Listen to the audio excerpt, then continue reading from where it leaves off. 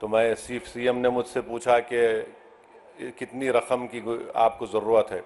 मैंने कहा ये 4 काम करने के लिए बहुत ज़्यादा रकम है की ज़रूरत है, अगर आप कम से कम 120 करोड़ रुपये दे देंगे तो ये काम शुरू हो जाएगा। तो मुझे 2 दिन के बाद सीएम ने फ़ोन करके बताया कि मैंने 200 करोड़ रुपये का जियो जारी किया, असद साहब आप ये रोड वाइडनिंग का काम करवाइए। तो मैं चीफ मिनिस्टर साहब का शुक्रिया अदा करता हूँ। फिर जब ये प्रोग्राम बन रहा था आज का इफ्तिताह करने का, तो मैंने चीफ मिनिस्टर से कहा कि मीरालम के पास एक एसटीपी टैंक का भी इनाग्रेशन करना है। तो मैंने उनसे गुजारिश की कि वहाँ पर मीरालम टैंक के ऊपर एक ब्रिज की बहुत ज़रूरत है। हम लोग तो नेहरू ज़ू से आरामगढ़ तक एक फ्लाईओवर बन रहा है, मगर ये ब्रिज की ज़रूरत है। तो अल्हम्दुलिल्लाह अभी सीएम साहब मुझे बताए हैं कि उन्होंने उसकी टेक्निकली मंजूरी दी है और इंशाअल्लाह ताला वो ब्रिज का भी अनकरीब में हुकूमत की तरफ से उसको मंजूरी मिल जाएगी। मैं चीफ मिनिस्टर साहब का शुक्रिया अदा करता हूँ।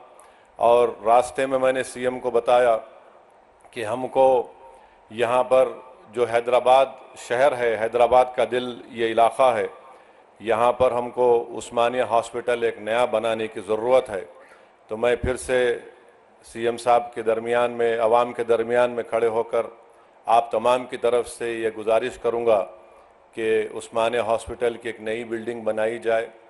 और जो जेल हमारे पास है, चंचलगुड़ा की जेल, वो अब शहर में आ चुकी है। अगर हुकूमत उसको शहर के बाहर किसी जगह पर मुंतकिल करे और उस जेल चंचलगुड़ा की ज़मीन को वहाँ पर केजी से पीजी कैंपस एक बनाएंगे, तो अहलियान हैदराबाद के पार्लिमानी हलक़े के लोगों को एक बहुत बड़ा इससे फ़ायदा होगा।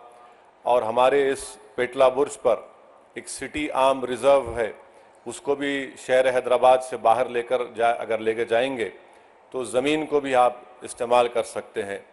तो ये मैं उम्मीद करता हूँ कि चीफ मिनिस्टर इस पर गौर करेंगे। और आखिर में चीफ मिनिस्टर साहब, आपने डीएससी का ऐलान किया, मैं आपका शुक्रिया अदा करता हूँ। उर्दू मीडियम के पोस्ट को अगर आप डी रिज़र्व करेंगे तो इससे जो बच्चे इस डी रिज़र्व अगर नहीं करेंगे तो कई पोस्ट खाली जाएंगे। जो कॉन्स्टिट्यूशनल प्रोविज़न है उसमें रिजर्वेशन करना पड़ता है। हुकूमत के पास एक इख्तियार है कि उसको डी रिज़र्व करे, तो जो दूसरे बच्चों को भी उर्दू मीडियम पोस्ट का फ़ायदा होगा। और आज चीफ मिनिस्टर हल्क़ असम्बली कारवान में 20 करोड़ की लागत से एक टेमरिस के स्कूल की बिल्डिंग का भी इफ्तिताह किए। मैं इसका भी शुक्रिया अदा करता हूँ और हम वज़ीर आला से उम्मीद करते हैं कि आप इन तमाम कामों की तरफ आप नज़रसानी करेंगे।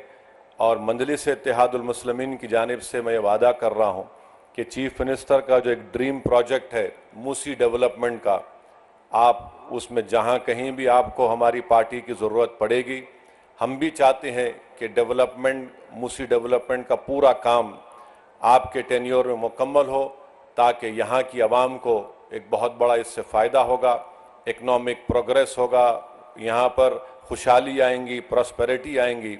और अभी हमको एनवीएस रेड्डी साहब सीएम के सामने बताए कि ना सिर्फ यहाँ पर मेट्रो का स्टेशन बनेगा, बल्कि चंद्रायन गुट्टा से जो नागोल से एयरपोर्ट की लाइन आएगी, वो इंशाल्लाह यहाँ से चंद्रायन गुट्टा से मैलार्दोपल्ली और फिर मैलार्दोपल्ली से एयरपोर्ट।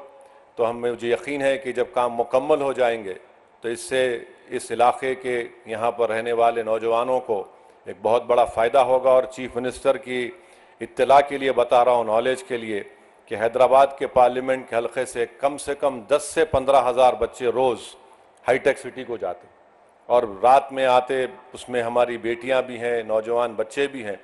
तो मैं सीएम का, जनाब रेवंत रेड्डी साहब का दिल की गहराइयों से आपका वेलकम करता हूं और मुझे यकीन है कि इंशाअल्लाह ताला 2028 से पहले आप आकर, आप और हम उस ट्रेन में बैठ के आएंगे इंशाअल्लाह ताला, जुबली बस स्टैंड से लेकर यहाँ तक इंशाअल्लाह। क्योंकि एयरपोर्ट का काम तो लंबा है, मगर मुझे यकीन है कि वो काम भी प्रोग्रेस होगा। मैं जानता हूँ रेवंत रेड्डी बड़े ज़िद्दी आदमी हैं और उनकी ज़िद उनको यहाँ तक लेकर आई, और हम भी, हमारी पार्टी के लोग भी सर फिरे हैं, मगर आवाम ने एक फ़ैसला दिया है, हम उस फैसले का एहतराम करते हैं। और रेवंत रेड्डी साहब, आप पूरे आराम से 5 साल काम करिए तेलंगाना की डेवलपमेंट के लिए, तेलंगाना के प्रोग्रेस और प्रॉस्पेरिटी